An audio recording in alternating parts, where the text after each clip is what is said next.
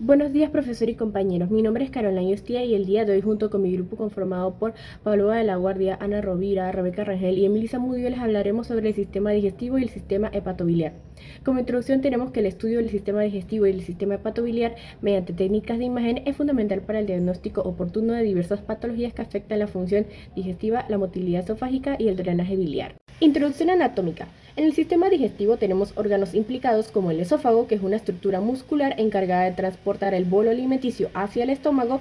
Tenemos el estómago, que interviene de forma secundaria durante un tránsito, especialmente en obstrucciones o alteraciones del vaciamiento. Y tenemos el intestino delgado y grueso, que son relevantes en estudios posteriores cuando se evalúa causa de sangrado digestivo oculto. La función fisiológica principal en los estudios. En el sistema digestivo tenemos el transporte del bolo alimenticio, la coordinación neuromuscular para motilidad y el paso adecuado hacia el estómago. Variantes anatómicas relevantes para la imagen. En el sistema digestivo tenemos la acalasia, que es la dilatación esofágica con estrechez distal, la estenosis, los divertículos, siendo el de Zenker el más frecuente, y la hernia hiatal. Mientras que en el sistema hepatobiliar tenemos órganos como el hígado, que capta, procesa y excreta el radiofármaco, la vesícula biliar, que almacena la bilis, es clave en la evaluación de colecistitis, y el conducto cístico o colédoco, que permite el paso de la bilis, y su obstrucción se visualiza claramente en el IDA-scan.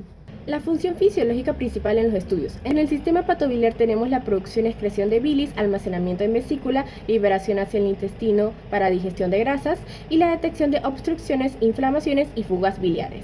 Variantes anatómicas relevantes para la imagen. Tenemos la variación en la posición de la vesícula, conductos biliares accesorios que pueden simular una fuga, y el doble conducto cístico y la agenesia de la vesícula biliar. Indicaciones clínicas. Los estudios de medicina nuclear que evalúan el sistema digestivo y hepatobiliar, como la gamografía hepatobiliar con IDA, y los estudios de vaciamiento gástrico se utilizan para detectar la función del hígado, la vesícula biliar, las vías biliares y el tránsito digestivo. Indicaciones clínicas principales. Los médicos solicitan estos tipos de estudios para descartar algunos casos. Uno de los principales está el dolor agudo en el hipocondrio derecho, que puede sospechar una colecistitis aguda. También está la sospecha de la colecistitis crónica o de sinesia biliar.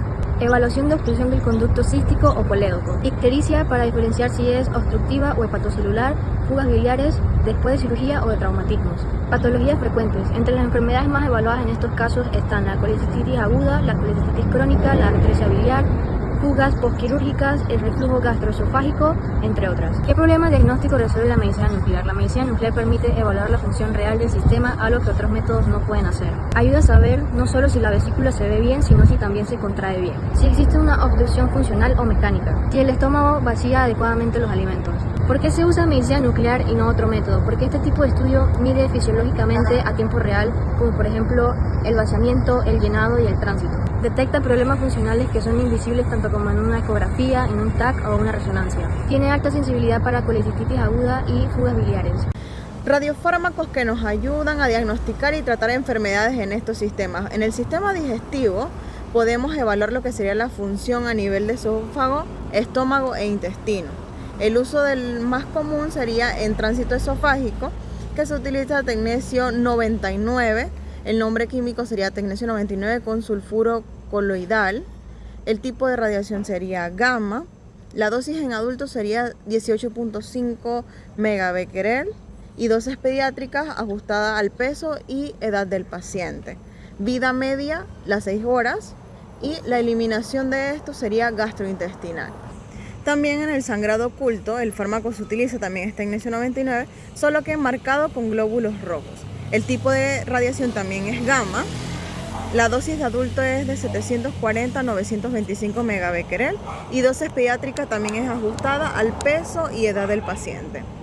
La vida media, al igual que en la anterior, serían 6 horas, y la vía de eliminación en este caso sí es vascular y hepática. A nivel del sistema hepatobiliar, el IDA-scan es un estudio comúnmente que utiliza fármaco. En este caso se utiliza el tecnesio 99, mebrofenina. Tiene también radiación gamma, solo que la dosis en adultos es de 74 a 185 megabecquerels. Y la dosis pediátrica, al igual que en las anteriores, ajustada a peso y edad. En este caso, la vida media sí es de 1 a 2 horas y la eliminación sí sería hepatobiliar y gastrointestinal. En resumen, los estudios de imagen con radiofármacos son una herramienta valiosa para diagnosticar y tratar enfermedades en el sistema digestivo y hepatobiliar. Los radiofármacos mencionados anteriormente nos permiten evaluar la función de estos sistemas y detectar posibles problemas. Los protocolos utilizados en estudios del sistema digestivo y el sistema hepatobiliar en medicina nuclear. En primer lugar, la preparación del paciente es fundamental. Según el estudio, puede requerirse un ayuno de 4 a 6 horas. Evitar medicamentos que pueden alterar la motilidad gastrointestinal o suspender fármacos como los opioides, especialmente cuando se realiza un estudio hepatobiliar como el IDA-SCAN. También existen restricciones dietéticas y farmacológicas específicas, por ejemplo, el tránsito esofágico. El paciente debe evitar alimentos que afecten el paso del bolo. Para el estudio del sangrado oculto se utiliza glóbulos rojos marcados que requieren la preparación y el control previo. Luego es importante el posicionamiento de la gamma cámara o PET en el tránsito esofágico, pues el paciente debe colocarse de pie o acostado para evaluar la progresión del bolo radioactivo. En el IDA-SCAN se utiliza un decúbito supino para obtener una imagen clara del hígado o la vesícula biliar. El tipo de colimador también se selecciona según el estudio. Lo más común son LIRC y MAP, necesarios para obtener buena resolución en estructuras como el esófago, intestino y vías biliares.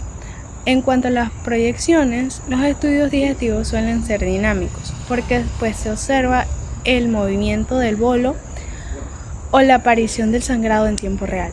En el IDA-SCAN también se utiliza dinámica para seguir el paso del radiofármaco desde el hígado hacia la vesícula y el intestino. En algunos casos emplean imágenes estáticas o incluso SPECT si se requiere de mayor detalle tridimensional. La duración del estudio varía.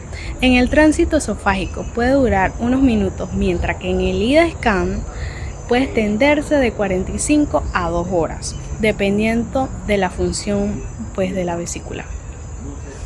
Finalmente, los parámetros técnicos de la matriz Zoom en tiempo por cuadro se ejecutan para obtener imágenes de alta calidad. Muchas gracias. Hallazgos normales y patológicos en medicina nuclear del sistema digestivo y hepatobiliar. ¿Qué se espera observar en un estudio normal? Bueno, en una gamografía hepatobiliar con IDA, primero que nada se busca la captación hepática uniforme en los primeros minutos. Luego de esto, el llenado de la vesícula biliar entre los 10 a 20 minutos. Luego, el paso del radiofármaco al intestino delgado entre los 30 a 60 minutos. Y por último, tras un estímulo de CCK, la vesícula biliar tiene que contraerse y así tener una fracción de eyección de un 35%, lo cual nos indicará una función normal. En un estudio, ya luego del vaciamiento de la vejiga, siempre luego de las 2 horas se busca que se haya vaciado un 40% o más y luego de 4 horas más del 90% para indicar que todo está normal. Patrones anormales más comunes. Primero tenemos la colecistitis aguda, en el que se da una captación hepática normal, pero la vesícula no se visualiza en ninguna de sus fases, lo cual es el patrón más clásico y el más importante. Luego tenemos la colecistitis crónica, en el que la vesícula es visible pero con aparición tardía, la fracción de eyección disminuida, es decir, menor del 35% que es lo normal, y esta se puede ver alargada o con mala concentración. Luego tenemos la obstrucción del conducto cístico, en el que se observa la vesícula pero no se observa el intestino delgado. Luego de esto, la obstrucción del colédoco, en el que el radiofármaco se queda en las vías biliares y no llega al intestino. Luego tenemos la atresia biliar en neonatos, donde el hígado capta pero no excreta hacia el intestino incluso después de 24 horas. Reflujo gastroesofágico, visualización ascendente del trazador desde el estómago hacia el esófago. Control de calidad y factores que degradan la imagen. En movimiento tenemos temblor del paciente, deglución inadecuada o descoordinada durante el tránsito y respiración en movimientos involuntarios en IDA-SCAN. En aumento de ruido tenemos actividad insuficiente del radiofármaco, paciente con alto BMI y tiempo de adquisición muy corto. En mala selección de energía tenemos ventanas de energía incorrectas para el metatecnesio 99 y la falta de centrado adecuado de picos energéticos. Y en fármacos o alimentos que interfieren en el tránsito esofágico están los antiespasmódicos y relajantes y alimentos consumidos antes del estudio, mientras que en el IDA-SCAN están los narcóticos como la morfina, el ayuno prolongado, comidas grasas recientes y el alcohol.